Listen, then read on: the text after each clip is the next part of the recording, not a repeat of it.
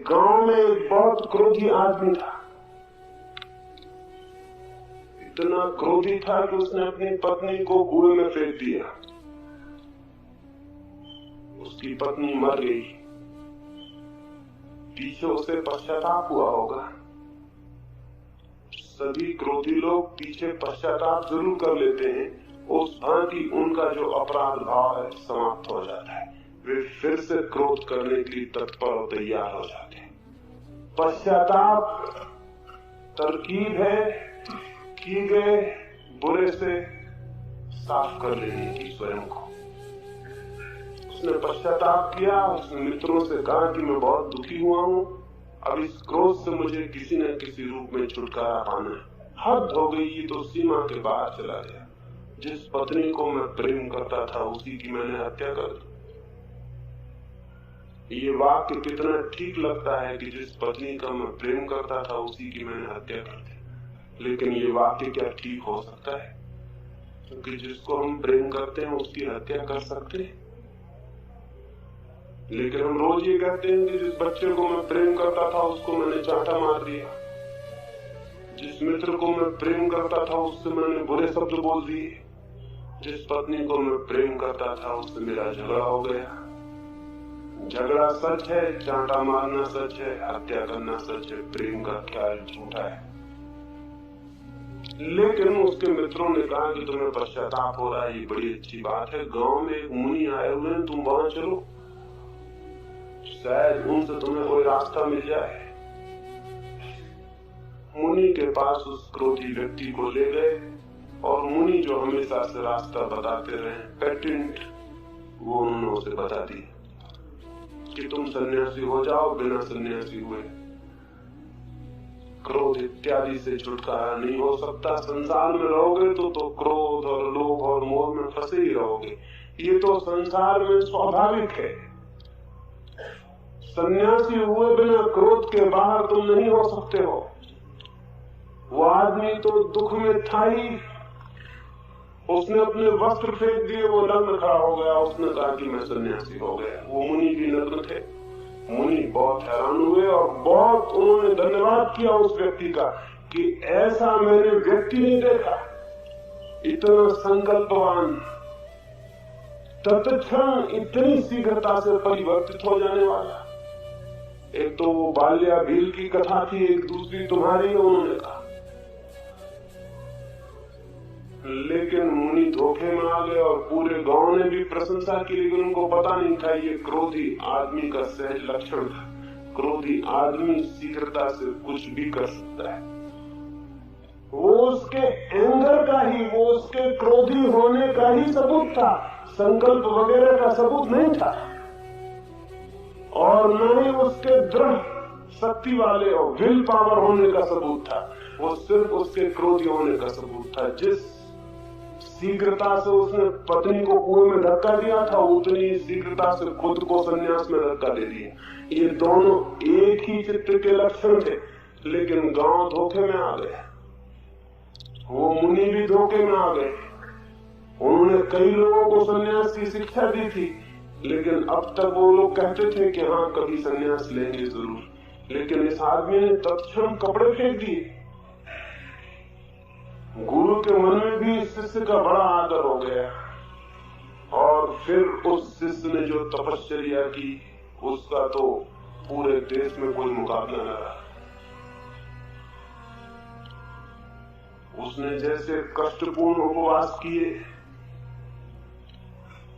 वो एक एक पैरों पर घंटों खड़ा रहा, जैसे जैसे कठिन उसने शीर्षासन किए,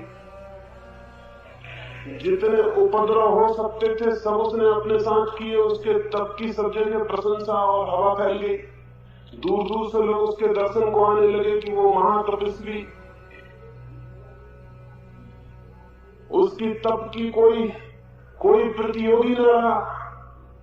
लोग फिर भी भूल में पड़ गए, उन्हें पता नहीं कि वही क्रोधी आदमी है। और ये क्रोध का ही रूपांतरण है, ये क्रोध का ही रूप है कि वो आदमी आज धूप में खड़ा हुआ है, आज रेत में लेटा हुआ है, कल कांटों पर सोया हुआ है, महीनों भूखा है, सूख हड्डी हो गया है। ये क्रोध का ही रूप है। ये किसी को ख्याल न आया। लोग कहने लगे महातपस्वी, ऐसा तपस्वी नहीं देखा गया था। और जितनी उसको प्रशंसा मिलने लगी उतना अहंकार उसका मजबूत होने लगा, उतना ही वो और तपस्या करने लगा। फिर तो उसकी ख्याति बहुत फैली, और जब किसी तपस्वी की ख्याति बहुत फैल जाए तो वो राजधानी की तरफ यात्रा करता है। उसने भी यात्रा की, तो तपस्वी राजधानी की तरफ चला। सभी तपस्वी अंततः राजधानी पहुंच जाते हैं, चाहे तप का कोई रूप हो, धार्मिक की, राजनीतिक की, समाज सेवा का, लेकिन तपस्वी अंत में राजधानी जरूर पहुंचता है। तो वो भी राजधानी की तरफ चला, क्योंकि अब छोटे मोटे गांव काम नहीं कर सकते थे। अब इस तपस्वी के लिए, महातपस्वी के लिए महाराजधानी चाहिए थी। वहां राजधानी में उसके बचपन का एक मित्र, उसके साथ पढ़ा हुआ मित्र रहता था।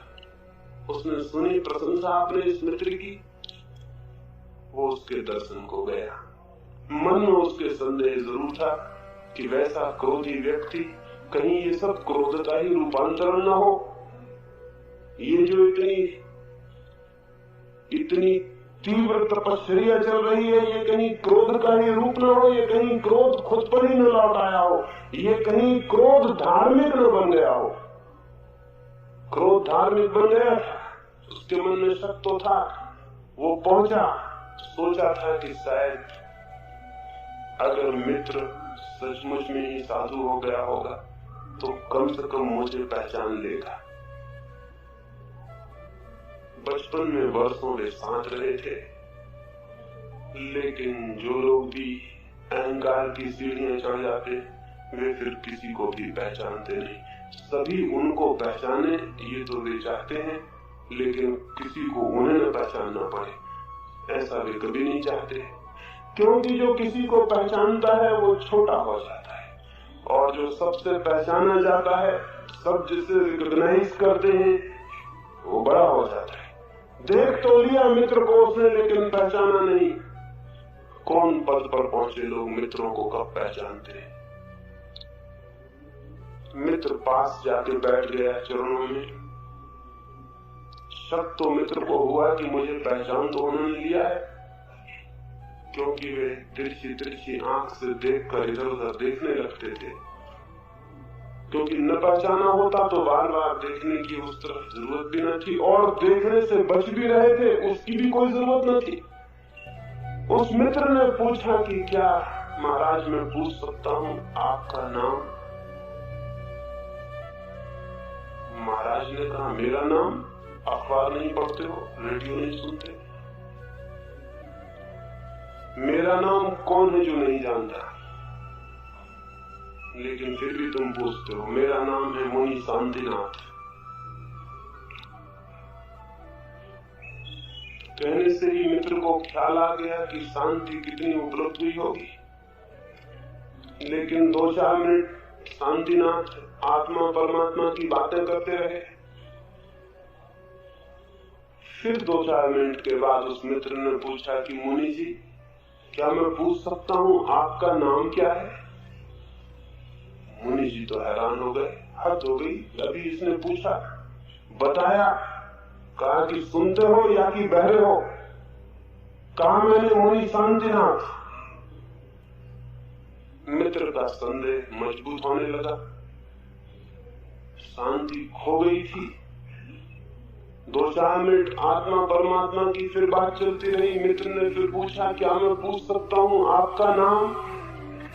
उन्होंने डंडा उठा लिया। उन्होंने कहा जब मैं तुम्हें बताता हूँ मेरा नाम। उसके मित्र ने कहा मैं पहचान गया, शांतिनाथ जी आप मेरे पुराने ही मित्र हैं, कोई फर्क कहीं भी नहीं हुआ है।